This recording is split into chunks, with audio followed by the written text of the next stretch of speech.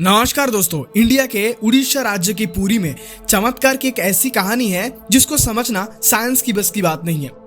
आप सभी लोग जानते ही होंगे कि इंडिया में लगभग सभी मंदिरों पर ज्यादातर पत्थरों की मूर्ति देखा जाता है, बट पुरी के श्री जगन्नाथ मंदिर पे भगवान श्री जगन्नाथ देव की मूर्ति दारू से बनाई गई है। हाँ, हम लोग सब जानते होंगे कि भगवान श्री जगन्नाथ देव की रथ यात्रा पूरे विश्व में प्रसिद्ध है। करोड़ों की संख्या में लोगों की समागम होते हैं इस रथ यात्रा में। मंदिर में केवल मात्र सनातन और हिंदुओं के प्रवेश है। ऐसे बहुत सारे चमत्कार की कहानी सुनने को मिलेंगे आपको पता है, हर 12 साल की अवधि पर भगवान श्री जगन्नाथ देव और बलभद्र जी और सुभद्रा जी के विग्रह नया बनता है। इसको नवकलेबर प्रकट महोत्सव कहा जाता है। आइए आज की इस वीडियो के अंदर इस प्रकट महोत्सव के कहानी को पूरे डिटेलिंग में समझेंगे। तो चलिए इस वीडियो को शुरू करते हैं।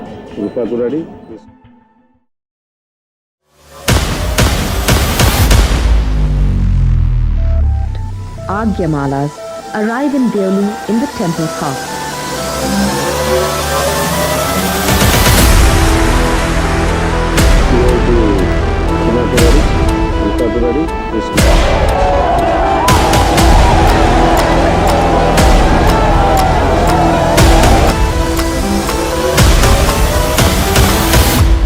नित्यानंदमय पावन पुरुषोत्तम क्षेत्राधिपति भगवान श्री जगन्नाथ महाप्रभु।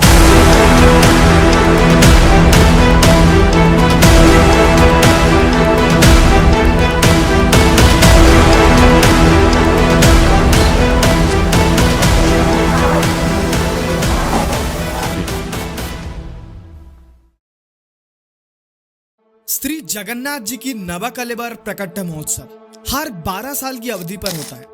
बात है 1969, जब एस्ट्रोलॉजिकल सिद्धांतों के अनुसार भगवान श्री जगन्नाथ देव की नवकलेबर प्रकट महोत्सव शुरू हुआ था 28 मार्च 1969।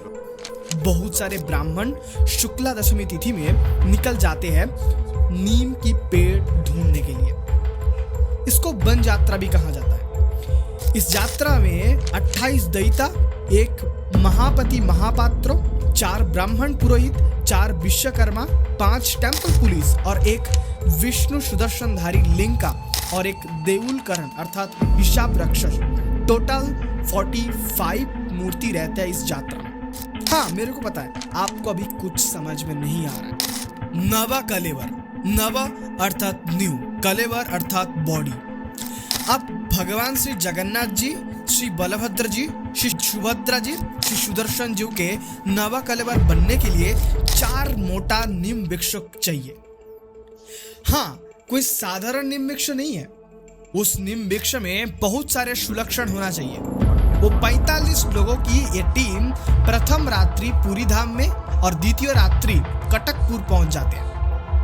लोग कहते हैं कि श्री जगन्नाथ देव महापति महापात्र को सपना देते हैं कि वो 4 नीम वृक्ष कहाँ मिलेंगे। उसी हिसाब से वो 45 लोगों की टीम 4 दल में डिवाइडेड होकर के 4 अलग अलग जगहों पर नीम वृक्ष ढूंढने के लिए निकल जाते हैं। यात्रा पूर्वे पता चला कि दैत्यगण बोल रहे हैं कि चंपाझाड़ गांव में जगन्नाथ जी की दारू मिलने का संवाद मिला है। वो टीम चंपाझाड़ गांव में पहुंच जाते हैं और वहां पर पहुंच के एक मोटा नीम वृक्ष की दर्शन होता है।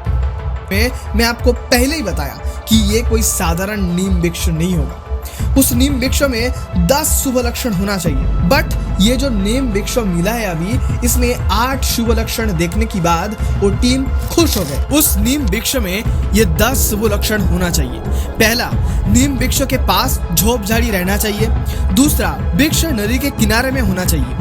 तीसरा, पास में कोई आश्रम रहना चाहिए। चौथा, आसपास में शमशान रहना चाहिए। पांचवा, उस वृक्ष में शंख चक्र गदा पद्म के परम पवित्र चिन्ह रहना चाहिए। छठवां, वृक्ष के जड़ से लेकर के 12 फीट ऊपर तक कोई ब्रांचेस नहीं रहेगा। सातवां, वृक्ष के नीचे एक स्तूप रहना चाहिए। आठवां, वृक्ष में किसी भी कोई पक्षी की घोंसला नहीं रहना चाहिए। नौवां, वृक्ष के नीचे एक जहरीला सांप का निवास रहना चाहिए। 10वां, वृक्ष में कोई भी किसी प्रकार लता नहीं रहना चाहिए।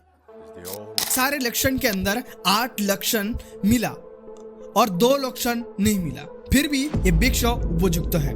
श्री जगन्नाथ जी की दारू एकरा यत महल एक जमींदार के 928 नंबर प्लॉट में मिला था। श्री बलभद्र जी के दारू पूरी जिले की अंदर जाकर साई खुद्रपल्ली में श्री केशव चंद्र पात्र के जमीन में मिला था।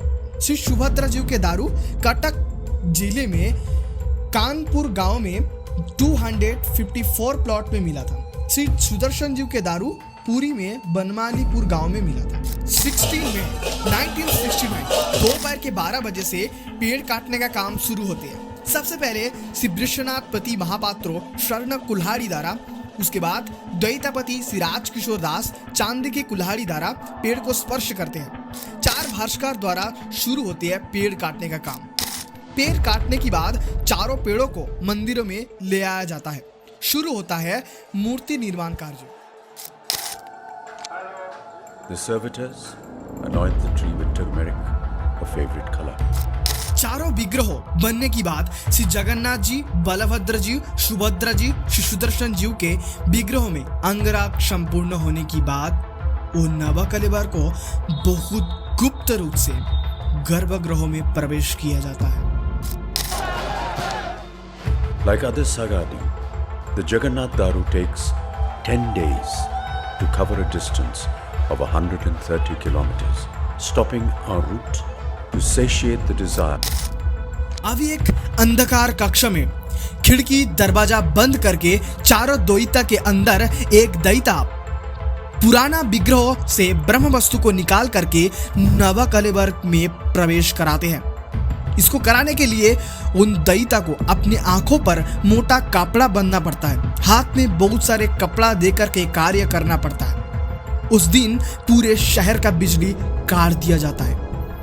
लोग कहते हैं कि ये कार्य जो दैता करते हैं वो इस धराधाम में ज्यादा दिन तक नहीं रहते और पुराने विग्रहों को मंदिर के एरिया में कोयली बैकुंठ नामक एक जगह में संरक्षण किया जाता है। ये सारे कार्य खत्म होने के बाद 31 मई 1969 में नेत्र उत्सव अर्थात श्री जगन्नाथ जी, बलभद्र जी, सुभद्रा जी भक्तगण को नव नेत्रों द्वारा दर्शन करके आनंदित होता है। शुरू होते हैं महा श्री जगन्नाथ रथ यात्रा। और रथ यात्रा के बारे में डिटेलिंग में जानना है आपको तो मैं ऑलरेडी एक वीडियो बना दिया जो कि आपको ऊपर आई बटन में मिल जाएगा या डिस्क्रिप्शन बॉक्स में मैं डाल दूंगा। तो आज की वीडियो यहीं तक, मिलते हैं नेक्स्ट वीडियो के अंदर।